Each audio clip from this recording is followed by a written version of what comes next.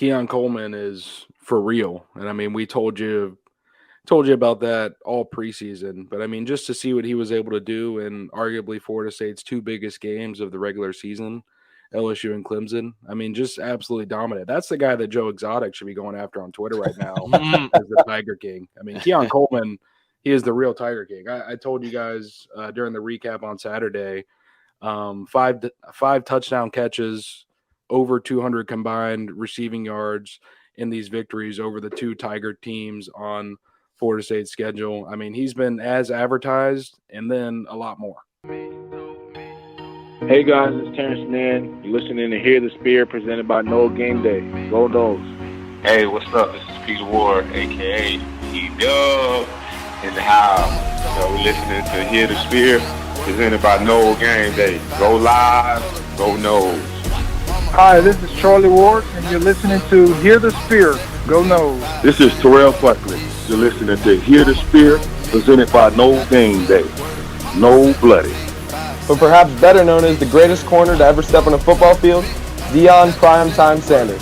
Great Deion Sanders, my brother. What's going on, man? I could wake up to that greeting every day, man. That was awesome. Hello, Noles fans. This is former Seminole Derek Brooks, and you're listening to Hear the Spear, presented to you by No Game Day. James Wilder Jr. What's going on, James? Thanks for having me on. FSOD, Florida State or Die, and go Noles. William Bar None Floyd. Gentlemen, what's up? What's happening, guys? This is Logan Robinson from Hear the Spear, presented to you by NoleGameDay.com. We are here live on a wonderful, fantastic Wednesday evening, and the Florida State Seminoles are undefeated, completing September 4-0, beating Clemson, beating LSU. Having a great start to the 2023 season. Florida State will have their bye week this upcoming weekend, so we won't be spending too much time with you guys this evening, but the Seminoles will be back next weekend at home hosting Virginia Tech at 3:30 on ABC and ESPN. This evening, though, we're going to have a variety of things that we're going to be talking about, including our last thoughts on Clemson. We're going to talk Darrell Jackson and an update that we got from Mike Norvell regarding postseason for Jackson. We're going to talk Ja'Kai Douglas as he was viewed at practice. And we also are going to talk some good and the bad from Florida State's 4-0 start, because there's definitely some good and there's definitely some bad. So we're going to give our personal thoughts on that and have a good discussion there. We're going to talk a little PFF grades. I will probably correlate into that conversation as well. And then we've got some basketball goodies here with the ACC schedule being released last night. VZ is going to give us the rundown on that. And if there's anything else for you guys that you want to bring up in the comments, feel free to throw it our way, and we will jump through a couple of those as we go through with the show this evening. But with me this evening is Austin VZ, our lead basketball writer at the top, and down below is our editor-in-chief, Dustin Lewis. D-Lew, that Clemson trip took you down, man. A little sickly, huh? Yeah, I've been under the weather the last couple of days. We can call this my flu game tonight, still on here to do the show and recap one of the top wins since Mike Norvell arrived in Tallahassee, and just excited to be here with you guys after the weekend. It was a lot of fun up there in Martin, Georgia, and then also making that hour trek to Clemson and enjoying that one a lot on Saturday. Fun trip. It was a fun weekend, really. It was great weather. Where the press box is placed too is very enjoyable, at least for whenever Florida State comes away with the win, at least, because you get to see the student section right below you, and the students absolutely losing their minds, missing that field goal. And then, of course, on fourth down for Klubnik, that not being anywhere near a passer, and the students going crazy, slapping their hats, dude, on the bleachers. It was phenomenal. It's college football. That's why you're there. That's why we love covering it. And just to be out there in the elements was really fun for a noon game. Couldn't have happened to a better group. There were some times where a couple of Florida State guys went down, and honestly, that student section right in front of us was booing and saying some stuff that I won't repeat here on the podcast. And it was also weird. It was like they knew that we were the Florida State media, and it was like after a big Clemson play or something happened on the Florida State side, like 3 or 4 guys would just like turn around and like stare at all of us like while we're up there working. I don't know. It was very strange. I mean, the way everything unfolded, it couldn't have happened to a better bunch. See, I didn't get any of this because I was sat separately, but it's also a much more enjoyable press box when it's not freezing cold like it was 2 years ago. Weather was nice. It felt good in the press box. It honestly felt better in the press box than it did out on the field, where there's no cloud cover, no shade. It's a good time. It's a good time. Yeah, it was. I deeply enjoyed it. Just being able to go down there afterwards, be there on the field, seeing a lot of the FSU fans, get to enjoy that, take some pictures with some fans. I saw a few fans take some photos with Keon and Jordan Travis with some kids. That was really cool to see. And then obviously them going down and grabbing some sod, what was fun to cover. But, whenever Florida State is able to go into Death Valley with that magnitude of a crowd, because we were not lying, for anybody there. And it was very slim, at least from the FSU crowd. We only could see them all the way at the very top. And then you saw the one corner where the family members of the players and staff were sitting. It was definitely 95-5 in Clemson's favor, and they brought the juice, and it was very loud. And Florida State, for the most part that we know of, was able to communicate in some regard there offensively. And Jordan Travis, had his ups and had his downs there, but nonetheless, though, the Clemson crowd brought it, and was a fun weekend there up there in South Carolina. I just kind of wanted to jump back, as we usually do on our Wednesday shows, looking back at last week's game. We have our instant reaction always afterwards, but just now having some time to go back, watch some film. I know, Dustin, you and I spent some time that night looking over a few things and seeing some plays and get to hear the audio and get better of a replay from just our eyes and the binoculars. But, what are y'all feeling after this? Just looking at a few stats here.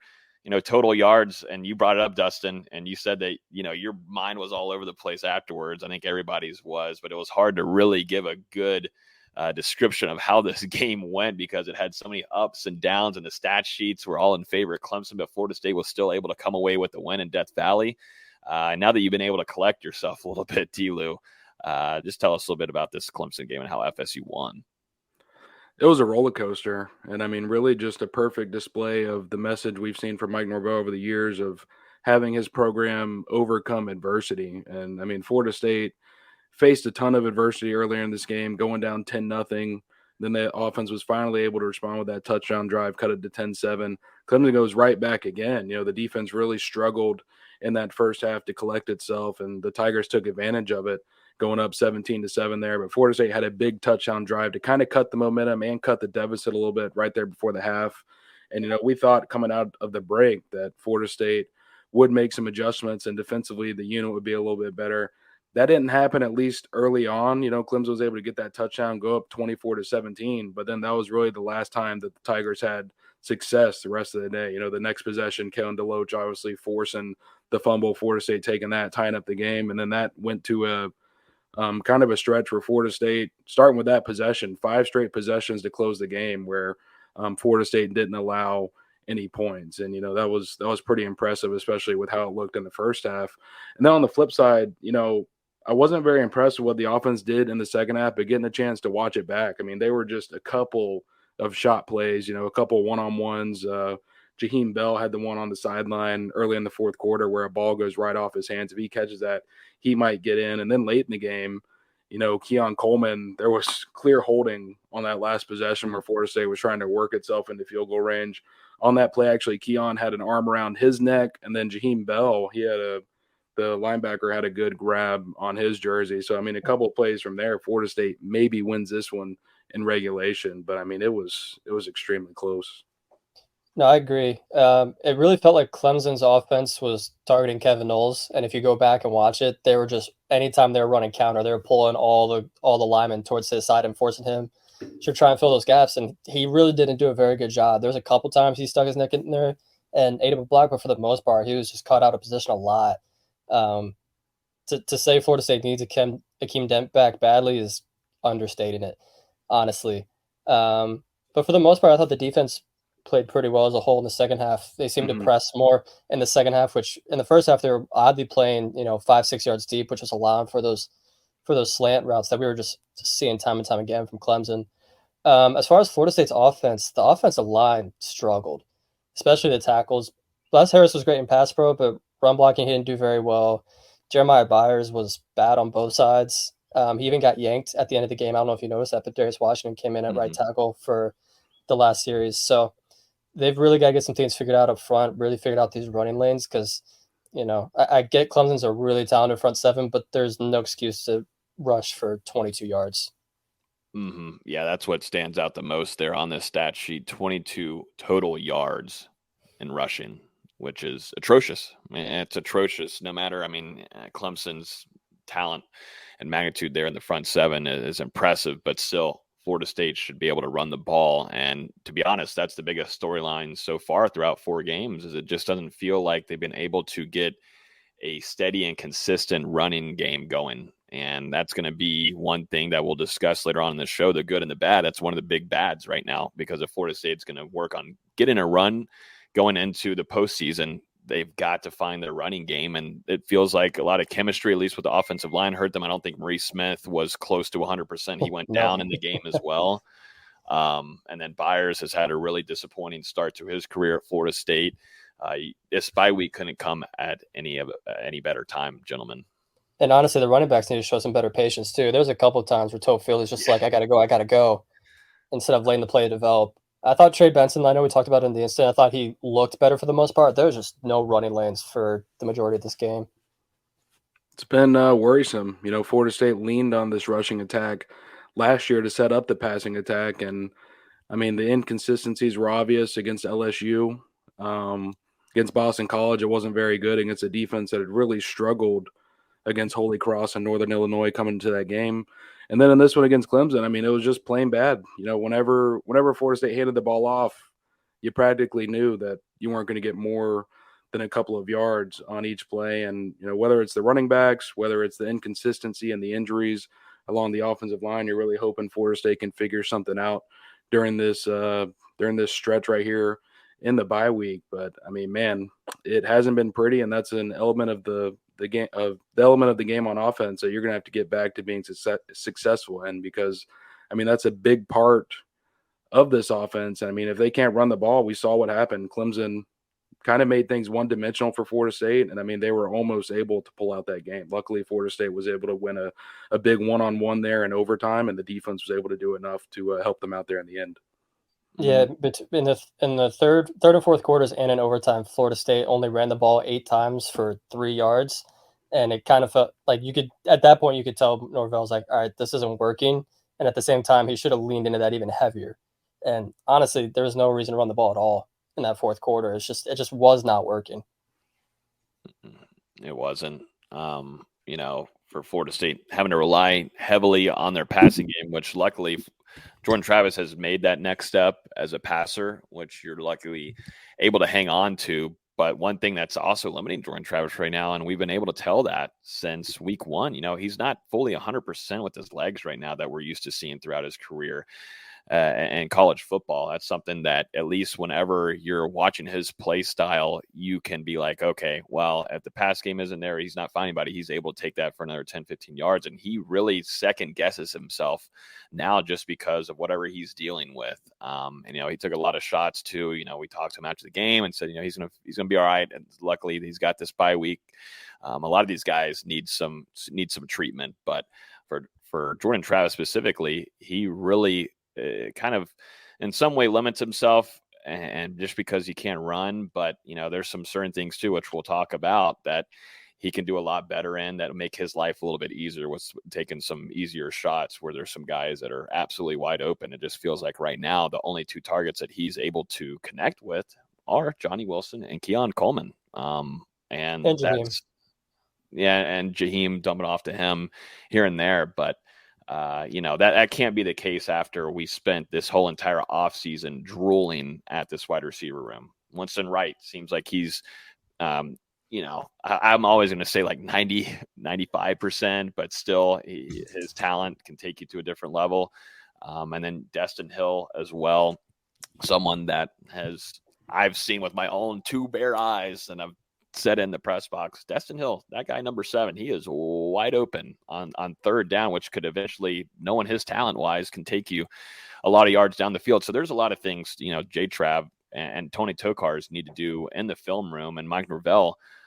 And it needs to be for Coach Yak too in the running back room. You don't have to go for these big plays all the time. I think that's something that they're relying on. I feel like they think that on the outside they need to make these big plays because it's they have the pressure on them, and that's something that we talked about this whole offseason. Is this team able to withstand having that pressure on them and having that weight on their shoulders to make these big plays when they really don't need to? You look back at last year, not everything had to be a big play. They were able to get down the field just off of these short intermediate routes and runs. So, that's something that as a coaching staff, they've got to sit down and figure out. And luckily it comes at a good time. And they were able to scrape away with, being undefeated in September against some good teams. And to your point about guys having limited opportunities, here's who has double-digit receptions for Florida State so far this year. Jaheim Bell and Lawrence Toafili each have 10. Keon Coleman has 17. Johnny Wilson has 16. No other receiver has more than 4 catches. Like, that's just, there's too much talent on the outside for that to happen. They've really got to get a better job of, using the middle of the field, using those dump offs and the flats. They've really got to get the rest of this offense involved so you can make life easier for the Keon Colemans. And I think that's really the answer. They're missing a lot of the medium, the intermediate plays, and that brings in a lot of the slot guys, Dustin Hill, Winston Wright.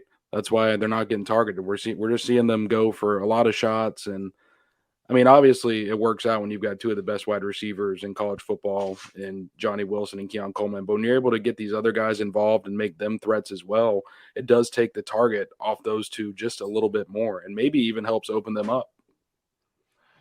Mm-hmm. Yeah, and you'd like to see that change whenever Florida State gets back and at home against Virginia Tech and run that offense with a good rhythm. Florida State, it was crazy how much they had to rely on those fade routes. They were trying to go for anything that they could get yardage, but it was just tough to see whenever you'd see a couple of your tight ends or even, looking at Dustin Hill be wide open. That dump off, whatever that was to Marquise and Douglas in that Clemson game. That one hurt. Those are definitely still some questionable calls and play calls from Mike that, kind of just always sit in your brain like it is now on this Wednesday. But you brought in Jaheim Bell to take on those. And then also too, you already know what Clemson's been doing to you for that many quarters. You should have already been able to evaluate that probably your 285-pound tight end isn't going to be able to do much in that regard. There's just some questionable things. Every coach is going to be that way. It's not going to be, everybody's not perfect, but still there's some things where I'd like to see some other players be utilized in different ways like we saw in last year, which worked. I don't know why things are kind of switching up here for some of these players. But they've had a lot of success with those little screen passes to Marquise and let him kind of rumble and tumble a little bit. There was some room for him to make some moves. He just straight dropped the ball. And of course, coming off the week where we were pining for him to get more playing time, he gets 14 snaps and plays horribly. It was just an unfortunate situation. I thought it was a fine play call. It just didn't work. But yeah, anything else on the Clemson game here? I don't think I have much more. Nothing. We pretty much went through the bad parts of it. Of course, there's some goods, and we definitely brought that up on the instant reaction. And, Florida State, when needed and called up the most with Johnny Wilson, Keon Coleman, they answered. But definitely a lot of evaluations that are going to be done with this offensive line and this running back room as Florida State moves forward. But a phenomenal game from Kalen DeLoach, someone who we talked about last week, and I think our guy Dylan put it on 3 players to watch in Florida State's favor and named Kalen DeLoach as being have to play a big factor there. And sure enough, he did. He was the MVP of that game with Keon Coleman. But if Kalen DeLoach doesn't make that play, I think Florida State's in a really rough spot there, just with how that environment of the crowd was, and would have put them down in a pretty deep hole, I would say. It's going to be hard to find a more important play for Florida State this season, I think, because like you said, at that point of the game, Clemson had just come off a 46-yard run. They're threatening to go up 2 scores again late in the third quarter. With how the possessions were going at that point, who knows if Florida State's going to be able to make things up if Clemson does either get a field goal or a touchdown. So, I mean, for Kalen DeLoach to flip the scoreboard and the momentum that quickly, I don't know.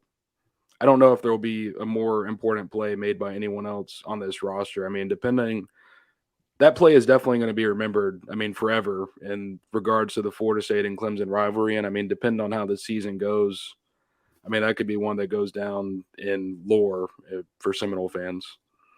Yeah, I thought Deloach and Tatum Bethune both played really well at that linebacker spot. Bethune was great. They're both flying to the football. Bethune had a huge hit in the second half. I forget who was on. I think it might have been Klubnik or It was Klubnik. Yeah. 3 games now, he's killed quarterbacks. Just absolutely killed him.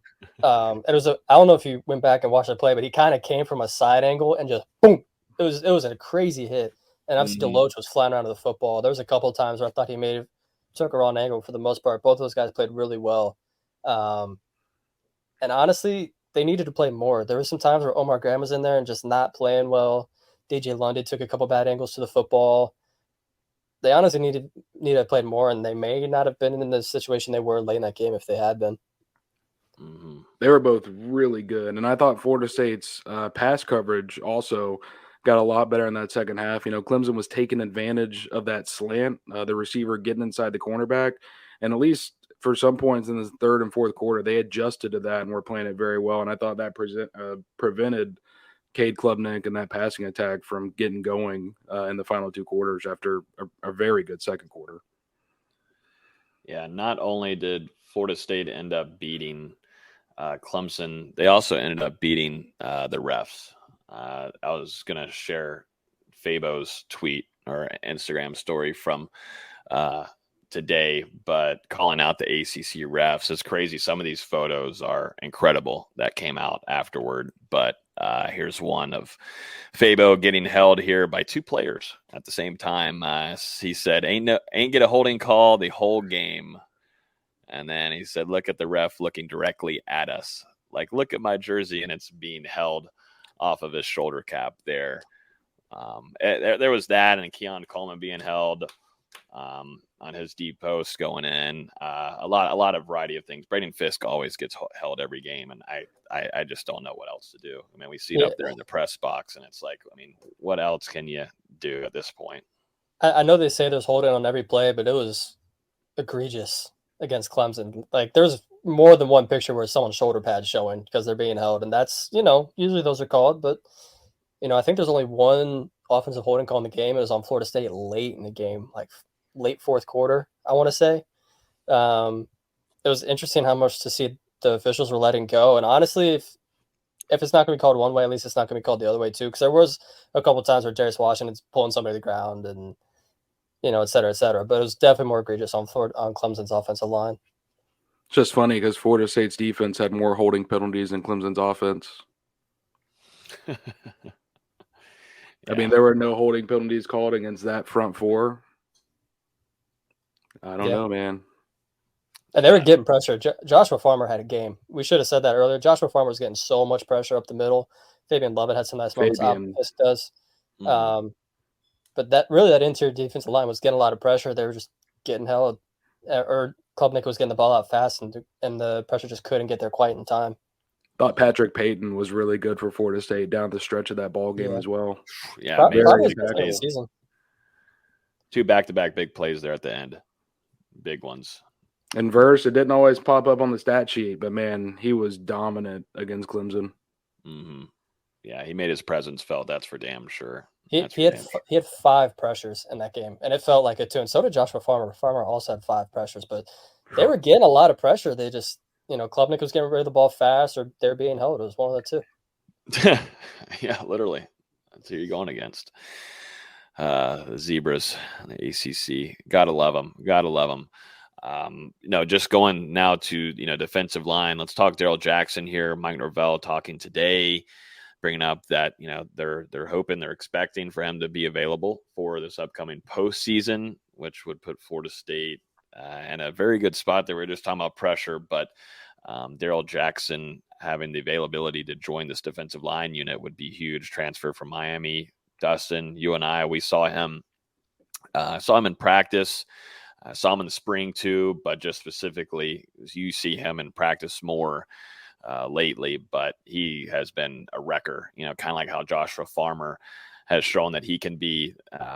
Darrell Jackson has that same kind of mentality and has been disruptive and causing some havoc for Florida State in practice on offense. So this would be a big time get for Florida State to add in to that combination of depth, because if you think about it, Florida State's still got a very long season ahead, just depending on depth too, just to have another guy there with that experience, fresh legs too, fresh body. That's probably the biggest thing there to be a full go for this upcoming postseason for the Seminoles. You kind of nailed it. As far as raw talent, I mean, he might be the best defensive lineman on Florida State's roster. Whenever he's moving at full speed, there's still some consistency stuff to clean up.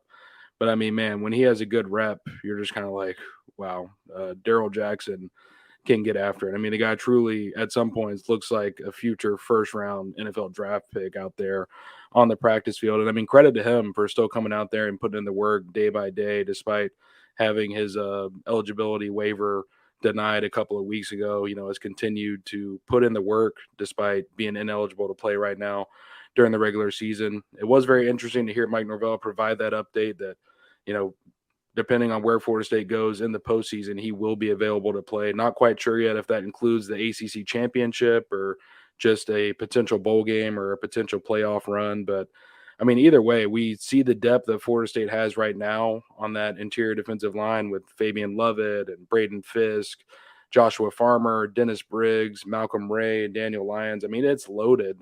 But then you add in a guy like Darrell Jackson, who, I mean, man, just extremely talented, and he's also 6'6", 330 pounds plus. I mean, this is a massive guy in the middle. I like the way that you kind of put it, Logan, saying that you're bringing in a guy with fresh legs. I think that's kind of the huge impact here. You get someone that hasn't taken a lot of hits throughout the season, and I mean, can just come in there and potentially wreak havoc on an opposing offense. It'll be fascinating seeing with that defensive line rotation, because Dennis Briggs has played well, along with the three guys that we've already mentioned earlier in this podcast. But that's a really talented interior defensive line group. You add a guy like Jackson in for a potential playoff run or a very good bowl game. He's going to cause some havoc for sure.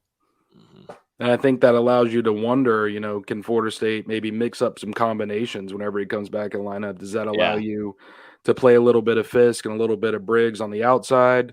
Because, I mean, that just gives you a very athletic front. I mean, even more so than what you have now.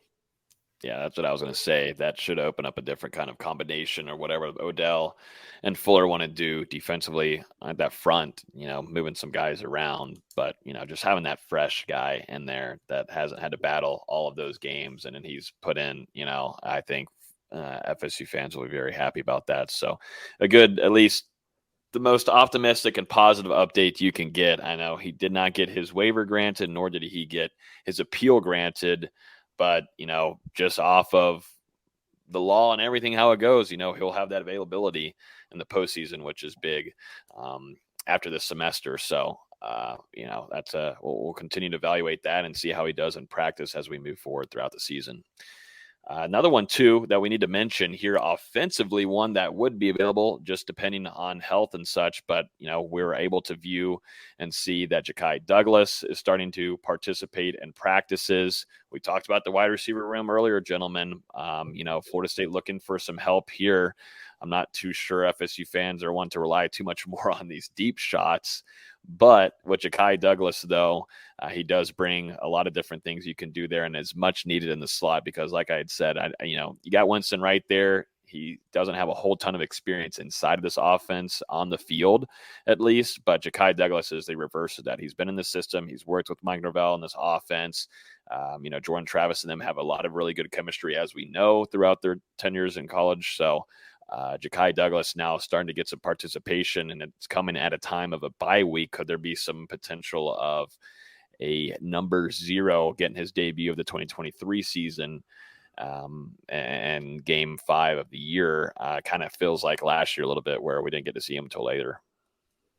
It was about this time last year whenever he came back to the lineup from that injury that he suffered during the preseason, ended up appearing in the final 7 games for Florida State.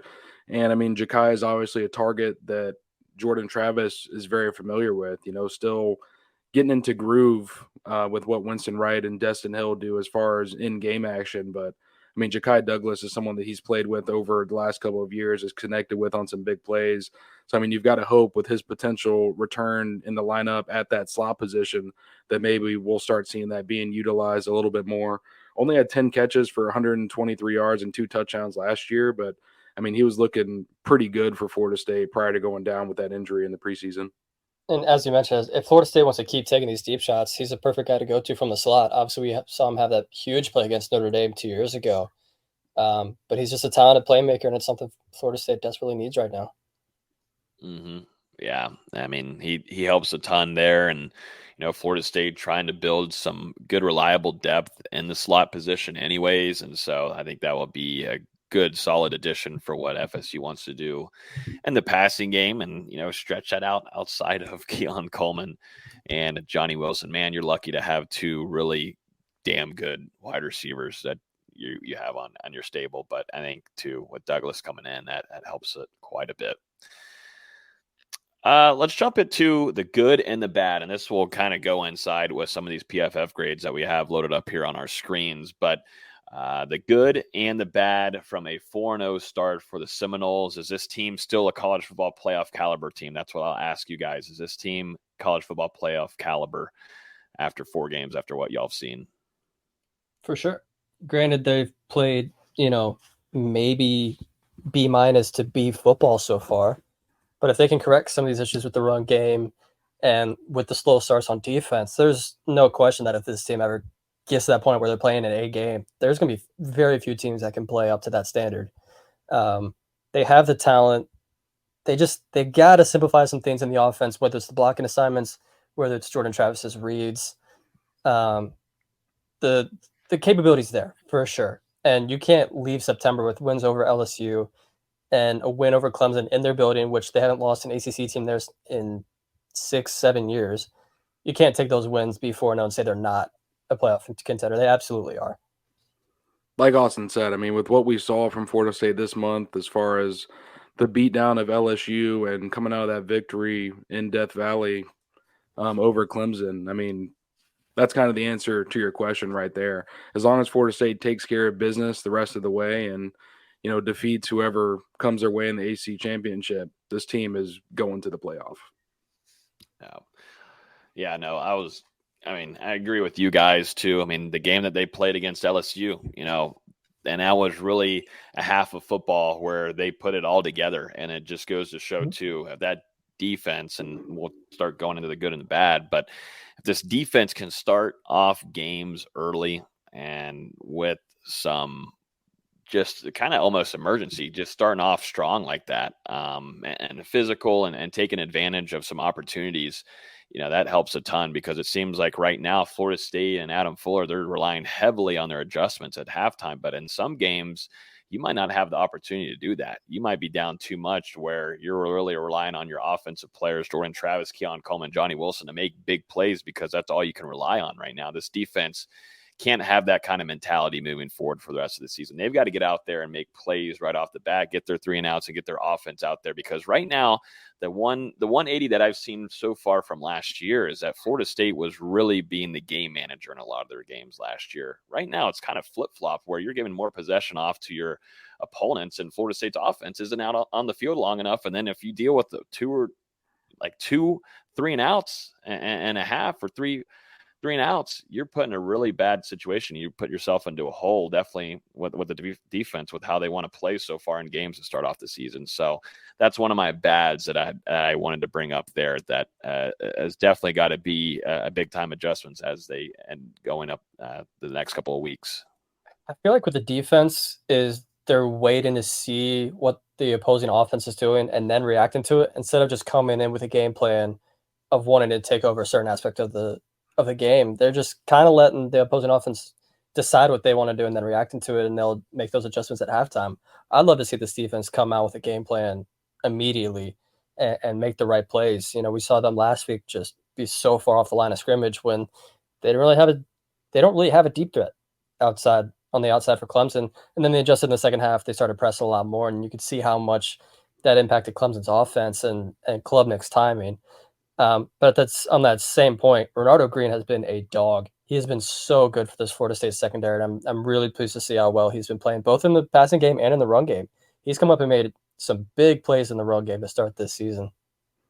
Kind of agree with what you're going with there, Austin. It seems like they've been a little, and just going off these last 2 weeks, I try not to take much away from the first game against LSU because, I mean, it was a season opener and everything. But the last 2 weeks, I mean, we have seen some weaknesses pop up on this defense, and it just seems like they're very tentative early on, just kind of feeling things out instead of setting the tone. And then we saw in the second half, I mean, Florida State amped up the amount of blitzes, the amount of pressure that they were trying to put on Klubnik. And I mean, it worked out with that stretch where they were to force 5 consecutive possessions without Clemson getting any points. And whereas in the first half, I mean, the defensive line was almost getting there on a couple, but it felt like Klubnik was allowed to get too comfortable. And then he got into the rhythm. He had that stretch, finished in the second quarter, I believe, 9 out of 9. And, you know, it looked like Clemson had some momentum going into the half. But then once they ramped up that pressure, that really helped. And then same thing against Boston College last week. I know Castellanos was very unique with the way that guy's able to move on the ground. But, I mean, they were just sitting back and kind of waiting on him to make his move rather than going out there and making it for him. There's a question here from our guy Witt on YouTube asking, why do you think Wilson is targeted? Seems like every other pass. Why not spread it more? And I mean, we were talking about that earlier throughout the show, and we talked about it in our instant reaction, but really it was just like this: far right, far left, down sideline, take those shots. And if Florida State couldn't find the middle of the field to find any game there, and it's kind of crazy to think about with what Florida State was able to bring in the transfer portal and what you already have in the wide receiver room. But, you know, also, too, not being able to build a running game, too, limits you in a lot of different ways on what you're going to see defensively in their schemes that they're going to go against you with. I think part of it with Johnny is just Travis is comfortable with him. You know, he's been practicing with him for so long now that he's just used to Wilson, and it's hard not to take advantage of a 6'7" wide receiver that runs as well as he does. You want to take those chances, but they do need to spread it around more. I agree with. They've got that chemistry with one another they were able to build last year. And, I mean, we saw down the stretch, I mean, Jordan Travis to Johnny Wilson was a proven play in that Florida State offense. I mean, you think back to that Oklahoma game, the final game during that 2022 season. I mean, man, they were absolutely ridiculous. They haven't connected to that level yet so far in 2023. I think defenses have done a good job of adjusting to that so far. But, I mean, I feel like Florida State, they're going to figure this out on offense. I think this bye week could be a big turning point in general, but I mean, they're going to get it figured out with the amount of playmakers they have, you know, Johnny Wilson and Keon Coleman. But if they can open it up and get some of these other wide receivers involved in the game plan, I feel like that's just going to help the room as a whole. What do you think is going to have to be the fix here for this running game? And Trey Benson specifically starting off there, because that's someone that we've highly praised since this last season in 2022. But right now it's kind of a mix of everything. You know, the offensive line chemistry on the inside is not helping much. Your tackles aren't playing as well as you thought maybe it would, and you're hoping now with Scott potentially being able to come back, that'd be huge. Plus Harris has been nice, but you're really kind of struggling there at that right tackle position. And then, you know, going from, you know, Trey Benson specifically, some of these holes that there's opportunities in some ways, not specifically looking at Clemson, but all throughout the season so far, there's some opportunities there where you see him take advantage of last year, but isn't right now.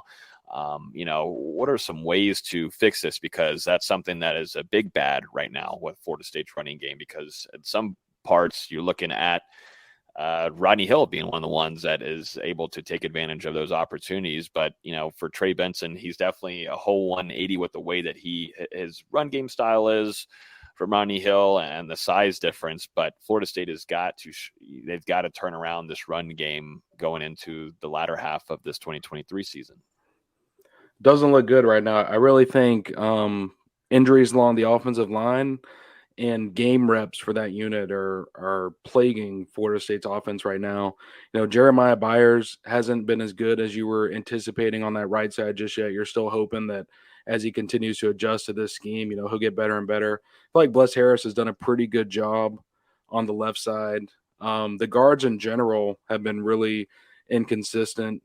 Dimitri Emmanuel and Casey Roddick, we've seen them get flip-flopped out at times for Keandre Jones, Darius Washington has kind of moved across the unit, but been really good when he was at center the last 2 weeks. I'd be interested to see if he maybe gets more of a look inside with some of the struggles that we've seen there. And then you're hoping that Robert Scott can get back into that lineup for Florida State. So honestly, I'm looking at this bye week, getting healthy, extremely important. And then as you look at this 3-game stretch that you begin October with, Virginia Tech, Syracuse, and Duke at home, you're hoping that you've got these guys on the offensive line and you can go out there and get some real reps these next couple of weeks. And hopefully that running game is hitting the ground running as you start to go into that final stretch of the end of October, beginning of November for the regular season. And let's not sleep on Duke. That's a talented front four that's got some playmakers. They're giving Clemson's offensive for sure. They're giving Clemson's offensive line some issues. But to the point about the offensive line, I'm curious that when Robert Scott comes back, what do they decide to do with Bless Harris? So they push him to the right side and maybe push Byers inside to guard potentially, because I think that might clean some of the blocking assignments up for him.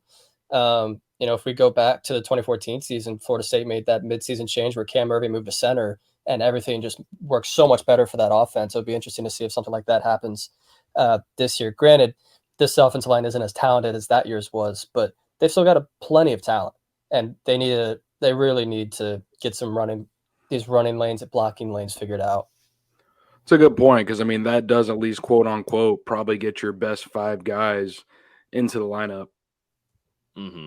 Yeah, with some good experience as well. We'll see what Scott and the availability there for him as well will be as we go through the rest of the bye week. There's a good topic on here already bringing up, just right on my mind here. This is my number 3 of bads. This is from KH, regular viewer and listener here on the show.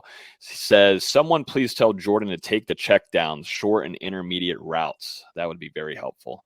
And, this really popped up to us, Southern Miss game, Boston College in some ways, and then a few times here in Clemson where you're seeing a few guys, specifically to Dustin Hill, be open. He's open there, and specifically usually sometimes on third downs where it's kind of the easier way to go for J-Trav to take those shots, or maybe 2, even if, he can't connect on those small intermediate ones. He's being covered well, tuck it and run. And, now the question is, how healthy is J-Trav to take it? But to be honest, guys, I was able to see him run down the sideline, take a shot. There shouldn't be any kind of excuse where he can't run 5 yards, 6 yards ahead of him and grab the first down, whereas he's taking these crazy shots downfield. I think that's something that, Tony Tokar's, they've got to figure out a better solution for that, because we didn't see where J-Trav would do that unless it was a necessity for Florida State's offense last year. Now it just seems like it's got to be a regular thing, whereas I don't think that needs to be the case whatsoever. Take what you can get, and it goes along with also keeping possession on the field and taking time away from your opponent's offense and keep on running the time, which they did a really good job of last year, guys. I think part of it is Travis just has to get healthy. You could tell early on in the Clemson game, he was so afraid to get hit. Like, he'd be throwing the ball and he's fading away, he's twisting around. Scary, yeah. He was so afraid to get hit early on in that game. And I think once he got hit a couple of times down the stretch, he started settling in and realized, I'm going to get hit. It's going to be fine, even if it's going to hurt a little bit. He's just got to trust himself. And we did see him make some of the easier reads. Like, I know he hit Jaheim Bell for a quick out route. So he's taken some of them, but I agree. He's got to be more judicial with his throws and making the right reads. It can't just be slot fade is the read every single time, because we even saw it on this game where there was a slot fade to Darian Williamson, and I don't know if Williamson cut it too far in instead of going out a little bit, but Travis really missed through that ball, and there was some communication afterwards between them where Travis looked a little upset about it. But to me, that can't be the read every single time on third down as a go route or a fade route or whatever. They've really got to find some ways to open the stuff up underneath, whether it's more mesh routes, whether it's more slants. They've got to figure something out.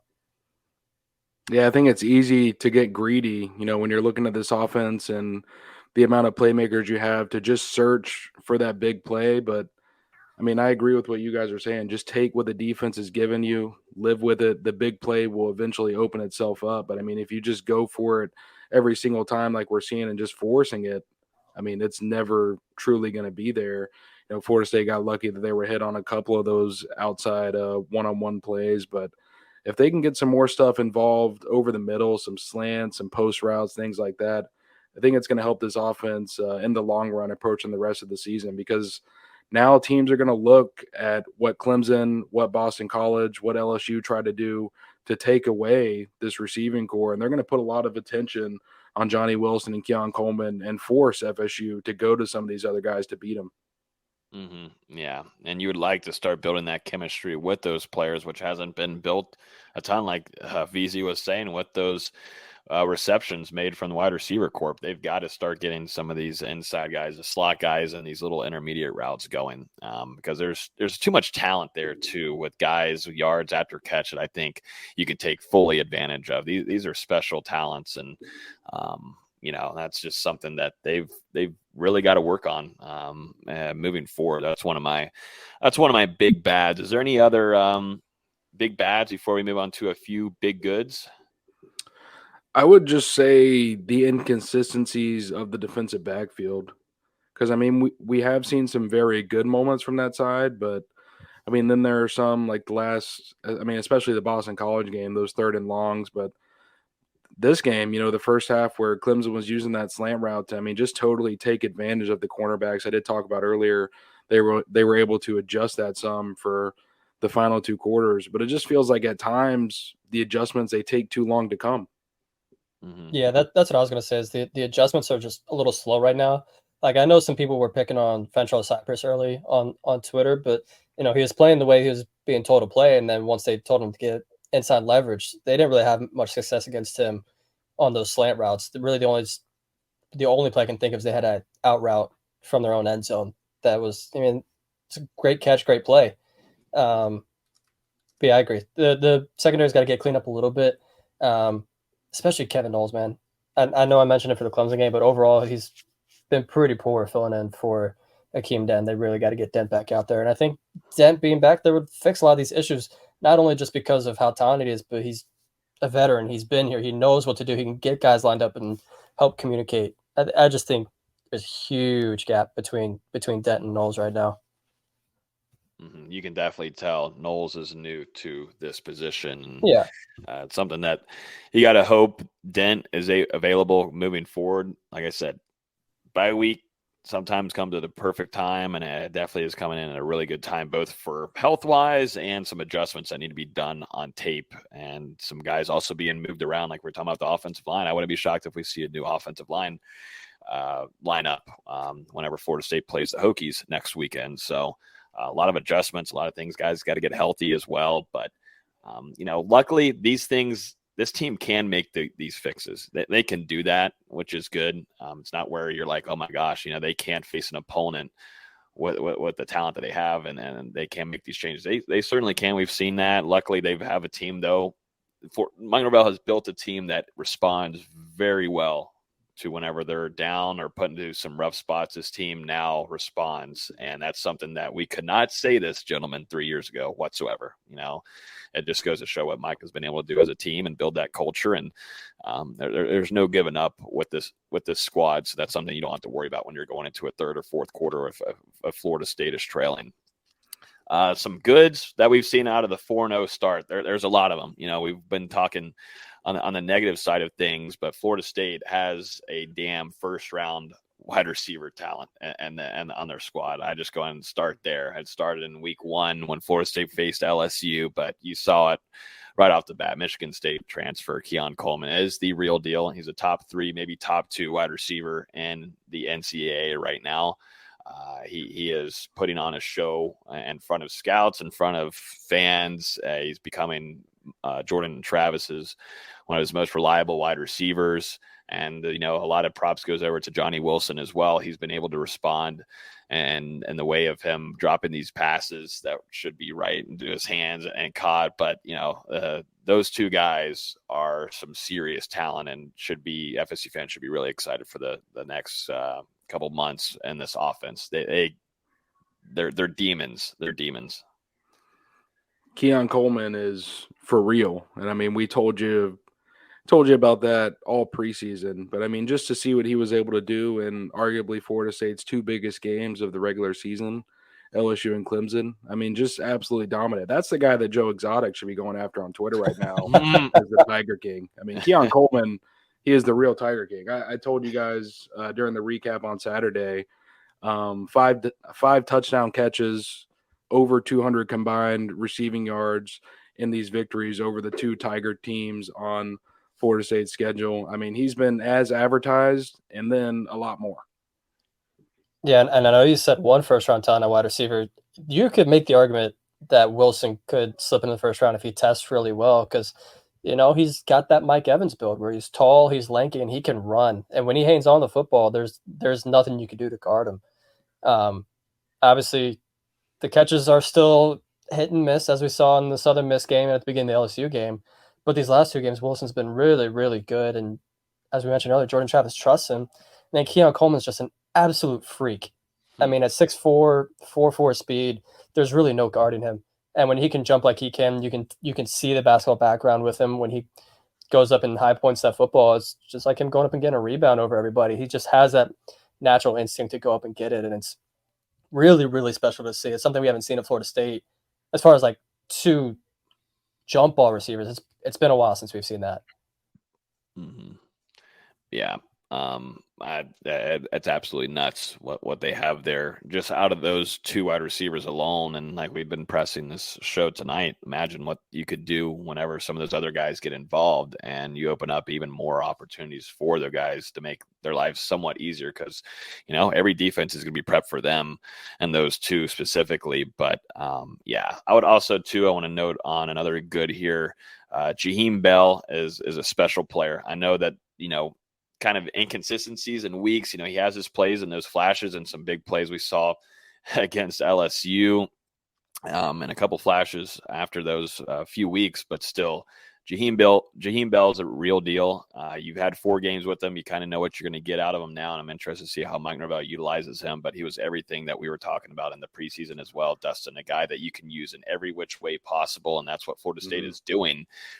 They just got to figure out a few things on the outside to help block ahead of him. But, the way that he can navigate, it's something that Florida State fans nor us covering Florida State for as long as we've done, we've never seen a tight end have these kind of capabilities. Cam McDonald didn't have that. Marquise and Douglas doesn't have that. Shout out to Biscuit as always, though. But still, Jaheim Bell is a special player, and it's going to be really interesting to see how Florida State continues to utilize his talents moving forward throughout the season. There's not a more versatile player on Florida State's offense. And, I mean, we saw it right there on display against Clemson, making plays from the traditional tight end spot, getting reps in the slot. We even saw him get some carries in the backfield. That didn't work out so well. But regardless, I mean, it was just nice to see the ways that Florida State is going to use him throughout the year. And, there has been some inconsistencies in the first couple of games. But, I mean, man, once this whole offense gets clicking into gear and gets going into full cylinder, it's going to be even more fun to watch now. And I think it just says so much about the criticisms that we're putting out here on this offense, despite the 4-0 start and everything. It just shows, how much we think this team, how far we think that they can really go if they're going at 100%. Right now, it feels like they're operating more at 75, 80%. If they get clicking, I mean, it could be really nasty for the rest of college football. And the role that we've seen him used in the LSU game was as a lead blocker out of the backfield, and that really opened up the running game during that game in the second half, gave them explosive plays. Bell's been really good, and they wanted to give them ball early against Clemson, and they did. They didn't have too much success with it, but you can tell Norvell really likes him and really wants to use him. And he was a half inch away from breaking a huge play up the sideline and breaking that tackle. Against any other team that's not Clemson, I think he breaks that. But he really is a special player. You don't see tight ends like that these days, and he's really fun to watch when they're getting him involved. You were mentioning him earlier in the show, VZ, but another one of my goods is Renardo Green. Green. Yep. Yeah. I've been high on Renardo's, what was it, a year and a half ago, going through camp, and they put him at corner and wasn't lying. That kid was putting some boys on lockdown. And now I look at it 2 years later, and he's holding on to that starting spot as well, and across from Fentrell. But he's Florida State's best corner, and he just shows consistency. Like you said, he's great in the run game. He showed us that last year as well, but he's having a really strong start to this 2023 season, and you're going to want that as definitely if you're going into the postseason and Florida State is able to reach that college football playoff. No matter what, any team that makes it to the playoffs is going to have dogs at wide receiver, and you're going to need another dog on the other side to contain and put him on a leash, and Ronaldo Green is there to play. One of my favorite sequences of the season so far, it's going to go probably unheralded, but in the second half against Clemson, Will Shipley kind of runs over Ronaldo Green. I won't lie. He kind of sticks it to him. A couple plays later, Ronaldo comes back and just smacks him, just absolutely lays him in the dirt. I'm like, this is something you don't see from a corner. And I know we've seen a lot of great number 8s at Florida State. Ronaldo's making his way up there. I mean, we've seen Timmy Jernigan be great. We've seen Jalen Ramsey, Devontae. We've seen some great players wear that number, and he's slowly climbing that ladder. He's been phenomenal to start this season.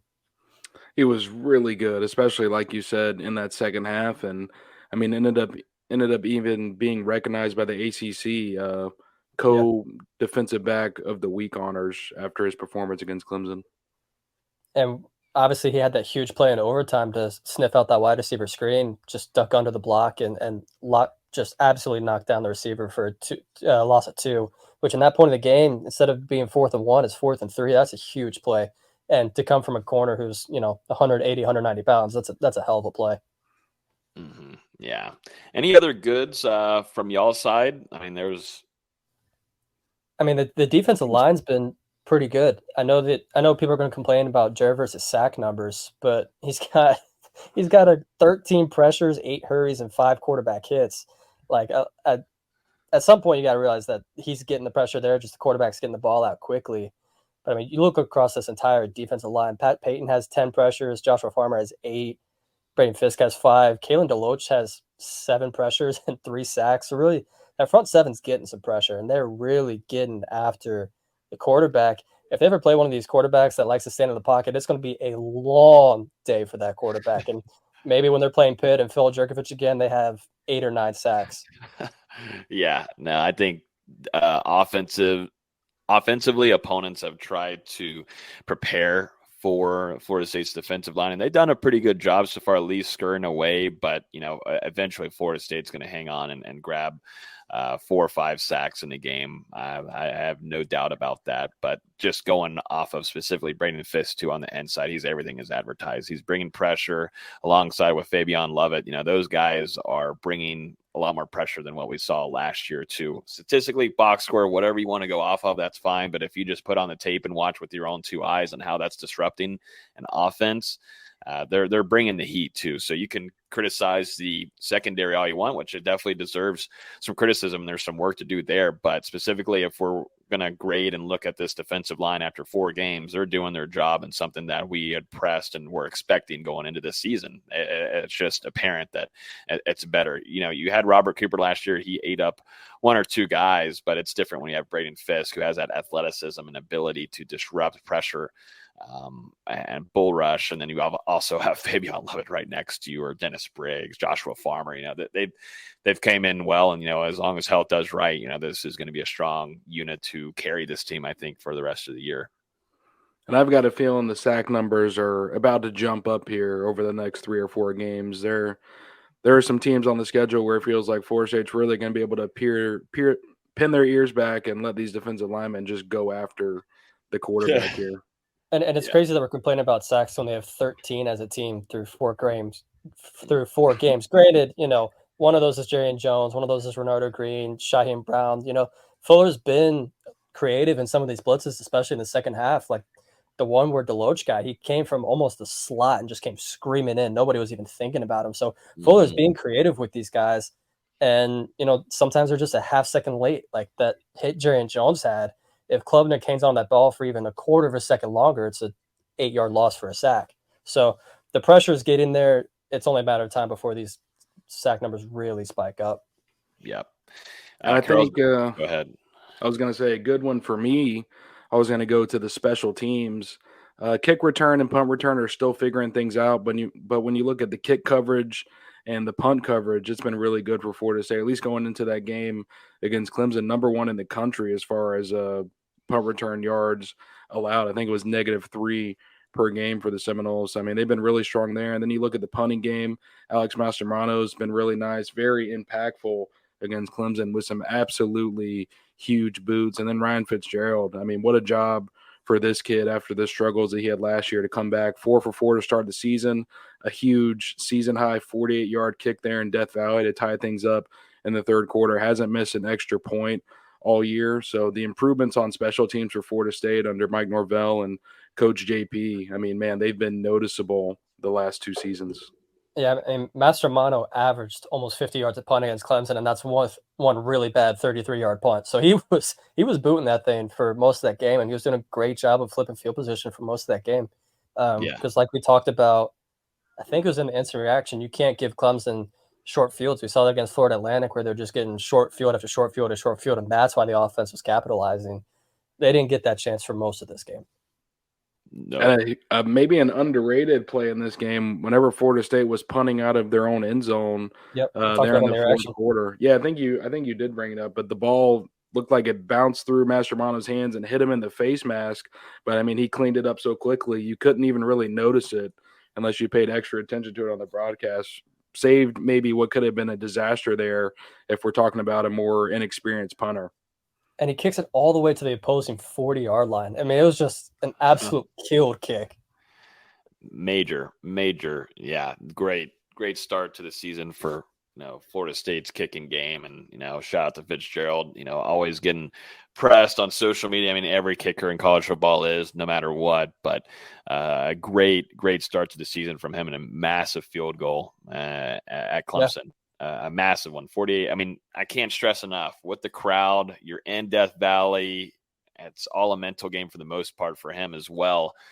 And, he's able to get that field goal in between the uprights. And, that's major for Florida State. And it helps a ton, man. It helps a lot of ways. It helps your offense. And, Mastromanno too, doing his thing, penning him down there. Whew, man. After his, I think it was a 33-yard punt after that, though, he was in his groove and he was rolling. So shout out to those guys, man. Got to show the special teams some love, and they're in our good section. So for whoever really gives a damn what we say on this podcast called Hear the Spear, they're in our good. So let them know if you know any of them. But anything else, gentlemen, I want to say too, I mean, I think this is a good one. Not a whole ton of silly mistakes, at least discipline-wise, penalties-wise. I think Florida State has done a good job of cleaning up some things here and there. There's still, I think it's just on the staff and Florida State. But some of these illegal formations and things where Florida State is putting themselves back is what hurts. But for the most part, just off of silly penalties, though, and Florida State creating holds and all this kind of stuff, Florida State, I think, has done a pretty good job at keeping some things crisp to start this season. Yeah, that illegal formation on 4th and 1 was killer because they got a pretty decent gain out of it. They would have been in the red zone, and instead you go from 4th and 1 to 4th and 6, and you have to punt it. That was tough. But yeah, I agree. For the most part, they've been pretty disciplined. Like even the late hits have just been, really wishy-washy. Like they could have gone either way. I wasn't upset about them either way. So I agree. They've been pretty good discipline-wise. If anything, I mean, they've been getting hosed a little bit by the refs. I hate to say it. That's nothing new. We're almost out of this conference. Get us out. Wait, isn't Clemson announcing next month? I'm so over the whole conference stuff. Just get it done. I don't give a damn what you hear or what the F your source tells you. Just bring and post it. Let's get it going. If not, I don't believe you one bit, whoever's leaving or what's happening and all that kind of crap. We're in the season. There's football to be talked about. We got PFF grades. There's everything happening. Florida State's 4-0. Whatever happens. Whoever brings the biggest bag too also matters. Let's see here. Anything else before we jump into VZ's schedule? Yeah, I'm surprised that someone like you wouldn't have brought this up yet. Nearly 63 minutes into the show, but like you just said, Florida State's 4-0, but they're number 5 in the country 2 straight weeks now where Florida State has fallen in the AP Top 25 poll. If the college football playoff started today, Florida State would be on the outside looking in. I think it's pretty bad job by the voters dropping Florida State after their first win in Death Valley in 10 years, first win over Clemson in Clemson been on a 7-game win streak going into that one. So I mean, first victory over Clemson since 2014. What do you guys think? I mean, 7-point win over Clemson in Death Valley. I know Clemson wasn't ranked, but when you look at the way this rivalry has gone in recent years, the way that Clemson has dominated the ACC, I just don't agree with Florida State falling here at all. I agree, but at the same point, I could not give less of a shit. Like it's week 5 of college football, and there's still a lot of football to be played. Texas is probably going to drop one in the next few weeks. That's what they always do. Ohio State will lose to Michigan at the end of the year for the third straight year, and Ryan Day will get fired. So things will get played out, and it's very reasonable that Georgia drops a game as well because they really haven't looked that great. But I think part of it is people just are seeing the name and not watching the games. Like people saw Clemson lose at Duke, and they're like, "Oh my God, they lost to Duke. They must be terrible." It was just one of those games where there's so many unlucky breaks, couldn't capitalize in the red zone. It was just a really weird game from Clemson. That's still a really good football team, and there's a very good chance they win out the rest of this season when they're playing Syracuse, Wake. That game at Miami will be telling. NC State, Notre Dame will be fun, but it's in Clemson, which is a notoriously tough place to play, as we just found out. And then Georgia Tech, UNC, South Carolina, they could very easily be 9-3 at the end of the season and be a top 20 team. People just see that loss to Duke and they're like, "Oh my God, they're a terrible football team." It's a good football team, and there's a reason that Florida State just beat them at home in an ACC game for the first time since 2016. I feel like that's kind of gotten lost a little bit, just how hard it is to play in that building. AP poll does not respect Clemson whatsoever. It didn't rank them, and Florida State beating them. Definitely, if you didn't watch the game too, and you didn't see a lot of the extra things where Florida State had to deal with a variety of things. I'm not going to talk about the refs anymore, but just looking at the score, though, voters might just not be wanting to vote FSU so highly in some regard. It's just, I don't know. It's like BZ said, don't care too much, but do I agree with you, though, Dustin, that they should have dropped? Yeah, I don't think they should have. I think they should have just at least stayed put for sure. But right now, as of going into week 5, we've got Georgia at 1, Michigan 2, Texas 3, Ohio State 4, and then you got FSU at 5, dropping 1 spot. Right below them at 6 is Penn State, Washington 7, USC 8, Oregon 9, and then at number 10 is Utah. So, just I'm honestly surprised. If we're going to move Ohio State up a lot for an ugly but fun game win against Notre Dame, I think Washington's one of the best teams in the country right now. They're playing so well, and granted, they haven't really played anybody. But they're playing some really good football. Oregon's playing pretty well too. This is a really fun year in college football where there's just so much depth at the top. And for the first time in what feels like a decade, there's no true, oh yeah, that's the team. There's so many good teams this year. Heavily entertaining. It makes you want to watch every game right now because you just don't know what to expect. In the ACC alone, though, North Carolina sitting at 15. Duke, which Florida State will play at home for their homecoming game, they're at 17. Miami, as we know, Florida State will host them as well. Also, we've mentioned Duke a few times. College game day coming to Durham, North Carolina for Duke Notre Dame. That should be entertaining. Not for basketball. Not for basketball, for football. Who would have thunk? Who would have thunk? Yep. The Gators at number 22 as well. And the other FSU, Fresno State at 25. Shout out to the Fresno Staters out there. But man, I just cannot understate how much I disagree with the decision for Florida State to fall back-to-back weeks. There hasn't been a team that's had a tougher schedule in September than Florida State. They've only had one home game. They were on the road, neutral site. I mean, technically. Well, let's be real. That crowd was 85% FSU. They had the Marching Chiefs going all night. They even brought Osceola and Renegade. That was a home game. It really was. You're not in your comfort zone. You're not in your home environment. You've got one home game against Southern Miss. You got a trap game on the road against Boston College in some questionable weather. It wasn't as bad as what we were expecting. And then, I mean, the one that really stinks is kind of holding this close game against Clemson, against Florida State. Because, I mean, man, if Clemson had been ranked number 25 on Saturday, FSU probably stands pat at number 4. And maybe even moves up to 3 because obviously Texas has a great win at Alabama, but they haven't looked that good outside of that. Alabama hasn't looked so impressive either to me. If we're going to go off of resumes, Florida State has the best resume in September right now. It's not even close. Are we that impressed with Ohio State? They barely beat Indiana on the road. I get they beat Notre Dame. Who has Notre Dame played in 5 weeks besides Ohio State? And also, Notre Dame only had 10 players on the field for the last 2 plays. So how good are they really? And Michigan hasn't been away from home. Georgia hasn't been away from home. Michigan's also toughest opponent has been Rutgers. It's not a question when you're saying who had the toughest schedule in college football in September and who came out on top. Yeah, I don't know. Isn't this fun though? This is what we get to deal with now. It's one of those. It's one of those. If you let's say you flip Florida State's logo with, let's say they flip their logo with Tennessee, they kind of started ranked the same.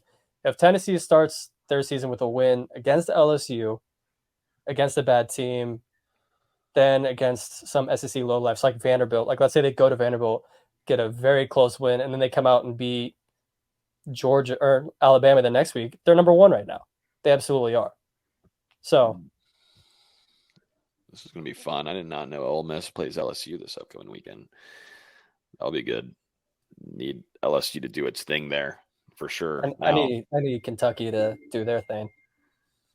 They usually do. The Kentucky-Florida games in Kentucky are always fun. I don't know what it is. Yeah, all the way to the fourth quarter, no matter what. They're always usually entertaining on a bi-weekly year season. But yeah, AP poll. It's fun to talk AP poll drama as we just spent a few minutes there, given a rundown on where Florida State's at, but they're going to sit at number 5 going into their bye week. But some interesting matchups in the top 25 to keep a close eye on. If you want to have FSU hold on to a good resume, LSU will face Ole Miss this upcoming weekend at 7 p.m. So keep an eye out on that one. Let's jump into basketball here, VZ, to end off our show. Before we jump into that, if you're on YouTube right now and hanging out with us, make sure to hit that like button. We'd definitely appreciate it. It would help a ton to get more FSU fans in here to communicate, bring us some topics, ask some questions. It helps a ton. We will not be having any kind of second show this week, obviously with no games. So this is going to be our only one of the week. So I appreciate everybody hanging out with us. But yeah, if you're on YouTube right now, got about 38 likes, over 100 watching. So if we can get that anywhere close to 75 likes, that would be freaking awesome. I appreciate everybody hanging out with us on this evening of Wednesday. VZ, we got a schedule out, baby. Basketball. It's not back, but we're getting close to it. We're now not too far away. But about a month and a half. We're getting there. We're definitely getting there. October's coming soon, so be a month and a half away. But VZ, obviously, there's a few storylines to look into this, including Matthew Cleveland whenever he makes his return into the Tuck, which should be fun, who transferred over to the Miami Hurricanes, if you guys missed that. But VZ, give us the rundown on this ACC schedule for Leonard Hamilton and the Florida State Seminoles this upcoming 2023-2024 season. Yeah, it's not often you start with the last game of the season, but that's going to be the one everyone's talking about. Matthew Cleveland's return to Tallahassee is the very last game of the season.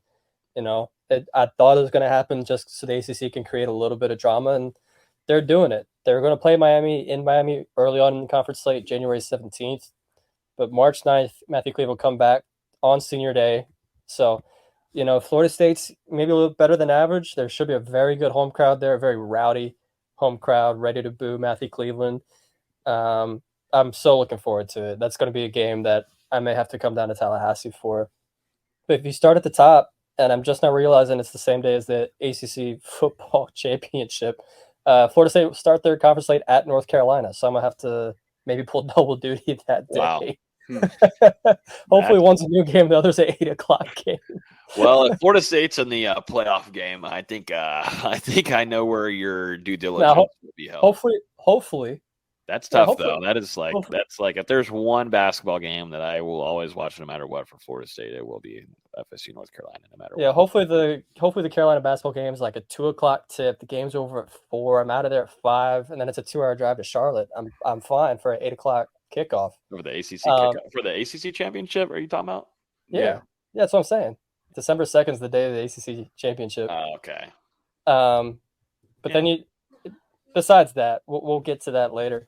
But after that, in January, you get 3 straight home games to start off your conference slate: Georgia Tech, Virginia Tech, Wake Forest, and then on the road against Notre Dame. And if you start those first 5 games 3-2 or 4-1, you're setting yourself up very nicely for the rest of this conference schedule. And I think it sets up nicely. There's no big Monday games, so you don't have to worry about getting games on short rest.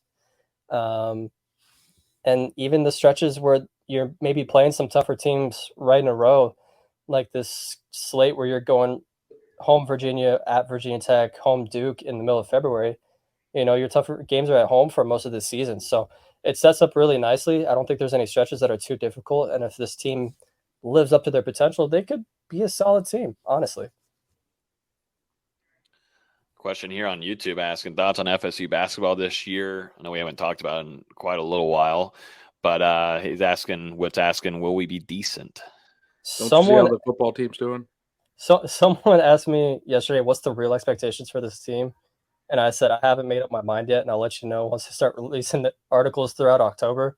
I think they'll be okay. I think the realistic expectation is they'll be about a 500 basketball team, but the schedule's not that crazy, and they're deep. If everything's finally healthy for the first time in what feels like a decade, they should be a pretty solid team. It's Hal Hamilton once his team's built, and it's really deep. They're going to be playing 12 guys, consistent minutes every single game. They're going to be one of those teams that really beat you 1 through 11, 1 through 12, like they did in 2018. So we'll see. I'm still trying to make up my mind on what exactly their ceiling is, but they should be okay. That was a lot of words. Will they make the tournament or not? Probably not. I love how we're having to ask this. We're putting them on the block here, man. Part of it is I don't think the ACC is that good, so there's not going to be a lot of opportunities to get those quality wins on the road, let's say. Outside of UNC, who should be much better, Duke, who's going to be insanely talented, I just don't think the conference is that good. Obviously, Miami made a Final Four last year, but they're trying to replace Isaiah Wan with Matthew Cleveland. I just don't think that's going to work. You have Virginia, who's finally losing Kihei Clark, the engine to that offense, and we'll see if they can adjust away from that. Who else is there? Syracuse has a first-year head coach. Notre Dame's got a first-year head coach. Wake Forest will probably be solid. Virginia Tech will probably be solid, but they don't scare anybody. I just don't think it's a very good ACC. Again, it's been 5 years of this now where the ACC just hasn't been very good. True. We'll see. Good fun schedule, hopefully. And, if you make it down to that Miami game, that should be highly entertaining as well. I mean, there's a lot of good home games for people that maybe want to get season tickets. I think it's only like $150 for season tickets, and you'll get to see Carolina at home, Duke at home, Virginia at home, and that Miami game to end the season. Plus, Georgia comes to town for the ACC SEC Challenge. There's a lot of good home games, honestly. It's definitely a steal if Florida State can play better than last year, for sure. For sure. Be worthy of going to. So we'll see. We'll definitely have some good coverage from VZ on that as the season creeps and gets closer to us. But that is going to wrap up this week's episode of Hear the Spear. If you guys want to and go back, we had an instant reaction from Death Valley after the game. You guys can get our raw reactions to what we saw. If not, skip to the beginning of this episode, and we gave a pretty decent rundown on our thoughts after a couple of days. But that's going to do it. I appreciate everybody hanging out with us this evening. As always, you can listen to this podcast on iTunes, Google Play, Spotify. If you're on YouTube right now, smash that like button, share with your friends, hit the subscribe button. Tons and tons of content going out there on a daily basis. So make sure you're in touch with us on YouTube. And if you want to join our Discord, it's free to join. You can click on the link below in the YouTube description, and you can join a couple thousand FSU Noles on game days as Florida State heads into its bye week and then be back at home against Virginia Tech. We'll be previewing that next week. So keep an eye out for that. We'll be live next Wednesday at 7 p.m. That's going to do it. Appreciate everybody. Y'all have a great rest of y'all's week. Enjoy the weekend, and we'll talk to you guys next week on Wednesday at 7 p.m. Peace. Mama told me not to say word. 17.5, same color t-shirt. Mama told me not to say word. 17.5, same color t-shirt. Mama told me the